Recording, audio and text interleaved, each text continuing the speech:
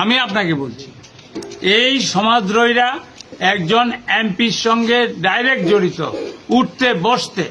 It is done by some defeated বিজেপির একজন নেতা, আমি নাম বলছি না, এই 23-এ ডিফিট খেয়ে পাগল হয়ে গেছে। এখন বলছে আমরা সমাজদ্রোহীকে নিয়ে চলছি। আরে যে বলছে সেই তো 1 নম্বর সমাজদ্রোহী। আমরা আন্দোলন চালিয়ে যাব। সারা ত্রিপুরা রাজ্যে কংগ্রেস ছিল, আছে এবং থাকবে। আমি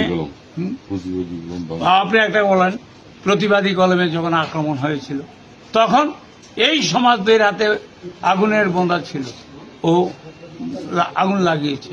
যে এখন বড় বড় কথা বলছে, নেতা উনি নাকি, নেতা হলে নত হতে হয়। উনি বলছে আমরা সমাজদ্রোহী, কিন্তু উনি আগুন লাগিয়েছে এইতে প্রতিবাদী কলমে।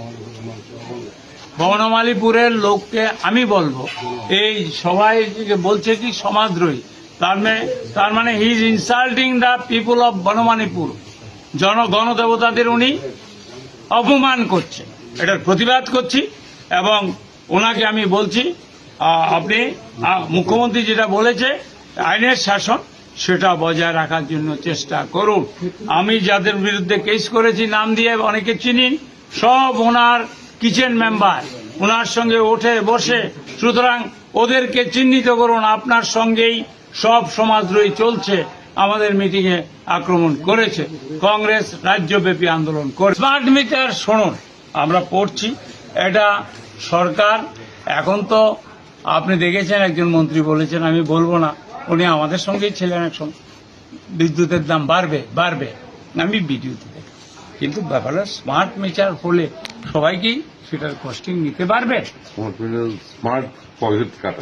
স্মার্ট পকেট মানে সবার পকেট কাটা। আপনি দেখুন স্মার্ট সিটি ত্রিপুরা রাজ্যে, এই যে ড্রেনগুলি পরিষ্কার হয় না, কোনো কাজ হয় না, টাকা কই, এই 21 নম্বর ওয়ার্ডে খাওয়ার জল নেই, আমাদের অঞ্জন বলছে। স্মার্ট সিটি মানে স্মার্টলি আপনার পকেট কাটা। আমি আপনার